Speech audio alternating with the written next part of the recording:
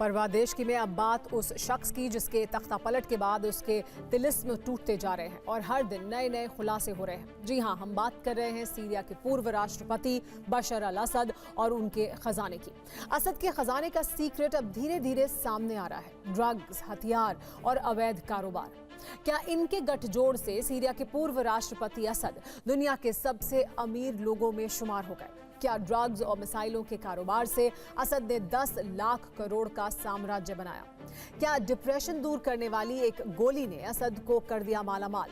आज हम आपको सीरिया में असद के परिवार की उन फैक्ट्रियों और अंडरग्राउंड अड्डों को दिखाने जा रहे हैं जहां ड्रग्स और अवैध हथियारों का निर्माण किया जाता था, जहां एक ऐसी गोली भी बनाई जाती थी जो गरीबों का अफीम कही जाती थी, लेकिन उस गोली ने असद के परिवार को कुबेर का खजाना दे दिया। देखिए ये स्पेशल रिपोर्ट।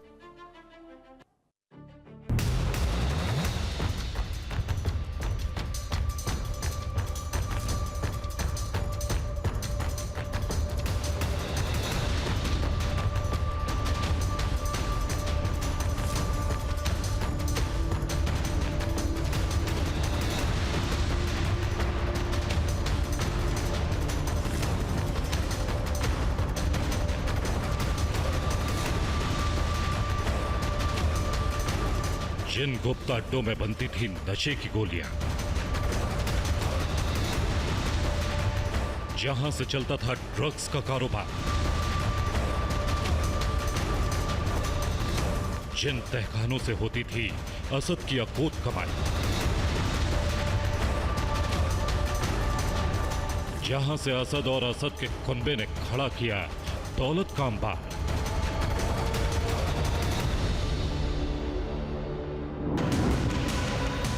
जहां थी असद की बदनाम ड्रग्स फैक्ट्री।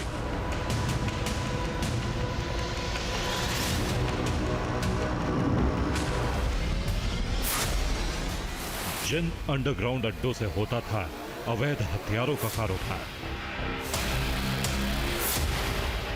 असद की बेशुमार दौलत का राज सामने आ गया है। सीरिया में असद के उन अड्डों का पता चल गया है जहां से असद और असद का परिवार काली कमाई करता था और उसके दम पर दुनिया में दौलत का ऐसा साम्राज्य खड़ा किया जिसका सही अंदाजा अभी तक नहीं लग पाया है। माना जा रहा है कि असद के परिवार के पास 10 लाख करोड़ से भी ज्यादा की दौलत है, लेकिन असद के पास इतनी दौलत कहां से आई, उसका रहस्य अब खुल रहा है।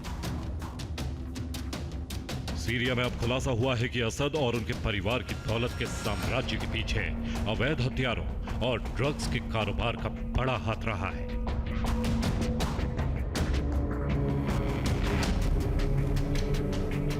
अब हम जो आपको बताने जा रहे हैं उसे सुनकर आप दंग रह जाएंगे। असद और उनके परिवार की दौलत को लेकर अब आप जो देखेंगे आपको यकीन नहीं होगा, लेकिन अब ये सच सामने आ गया है कि असद और उनके परिवार ने अपनी दौलत का विस्तार ऐसी चीजों से किया जिनके बारे में कोई सोच भी नहीं सकता है।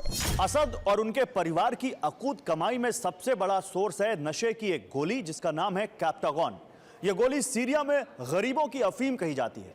इसके अलावा उन फैक्ट्रियों में और भी कई सिंथेटिक ड्रग्स बनते हैं जिसके जरिए असद परिवार ने दौलत का साम्राज्य खड़ा किया।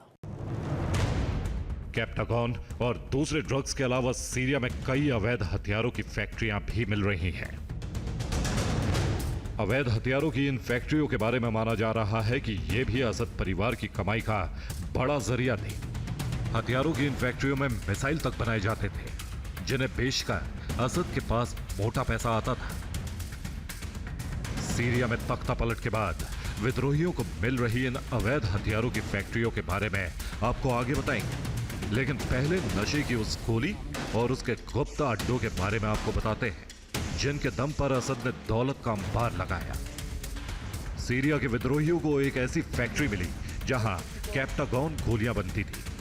तस्वीरों में दिख रही ड्रग्स की इस फैक्ट्री में कैप्टागॉन की गोलियां बनती भी थीं और स्टोर भी की जाती थी।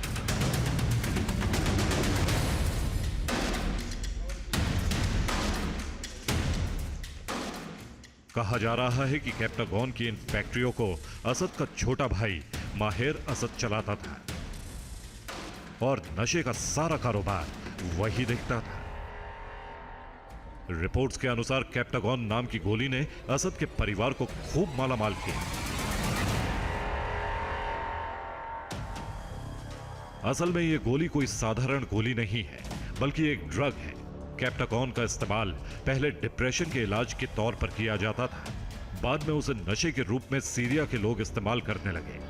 इस गोली से सिर्फ एक साल में करीब 4,81,199 करोड़ रुपए की कमाई हुई। अरब के कुछ देशों में भी इसका कारोबार फैला हुआ है। असद और उनके छोटे भाई माहिर अल असद ने इसका इस्तेमाल इस तरह से किया कि यह गोली सीरिया का मुख्य निर्यात बन गई। हालांकि सीरिया सरकार ने कई बार इस ड्रग यानी कैप्टागॉन के उत्पादन से असद परिवार के जुड़े होने की खबरों को नकार दिया। सीरिया के अलावा दूसरे कई देशों में भी इस गोली की डिमांड की जाती रही। वैसे ये बात गौर करने वाली है कि जिन देशों में इस गोली का सेवन किया जा रहा है, वहां लंबे समय से राजनीतिक और आर्थिक हालात बहुत अच्छे नहीं हैं। लोगों का जीना मुहाल है। सीरिया में भी पिछले 13 सालों से राजनीतिक और आर्थिक हालात खराब है। जहां असद और उनका परिवार ऐशो आराम की जिंदगी जीता है, वहीं सीरिया के आम लोगों को 2 जून की रोटी जुटाना भी मुहाल है। कहा जा रहा है कि असद परिवार ने ड्रग्स के कारोबार के अलावा अवैध हथियारों से भी खूब कमाई की। सीरिया की इन तस्वीरों को देखकर आप सोच रहे होंगे कि आखिर यहां क्या होता था, तो हम आपको बताते हैं कि यहां क्या होता था।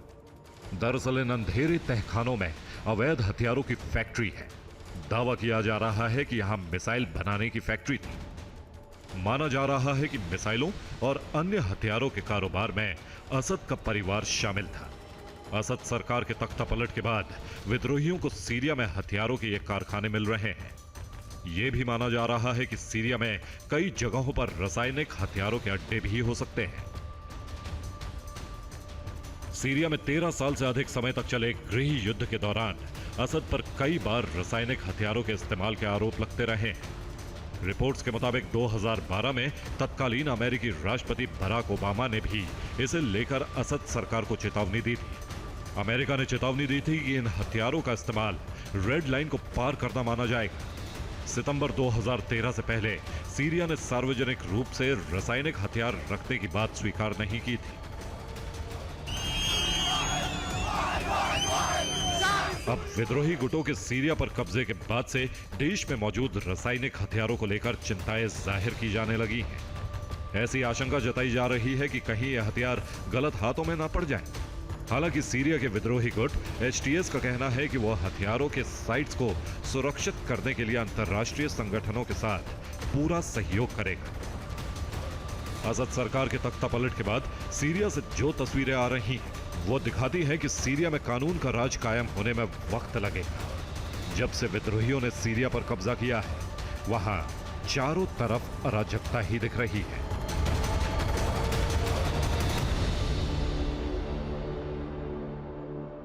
सीरिया में लोग असद परिवार के खिलाफ हर तरफ से गुस्सा जता रहे हैं। ऐसे ही कुछ लोग असद के महल में उनके बेडरूम से लेकर बाथरूम तक में घुस गए। वहां लोग वीडियो बनाते रहे। सीरियाई लोगों ने असद के निजी जिम में जाकर भी वीडियो बनाया।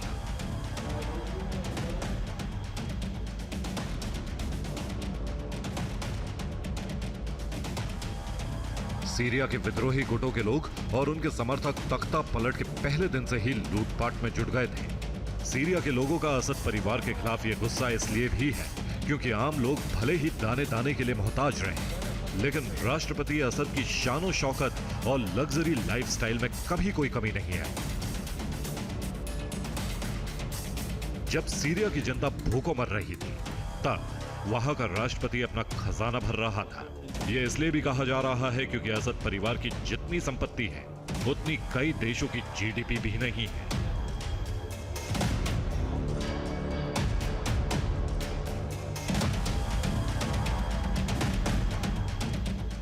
असद का परिवार सीरिया की अर्थव्यवस्था के करीब 70% हिस्से को नियंत्रित करता था।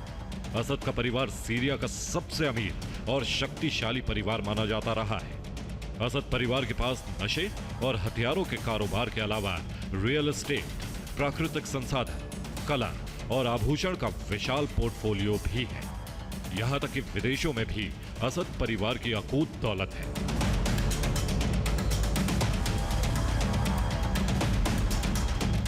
Bureau report, TV9 Bharatvarsh.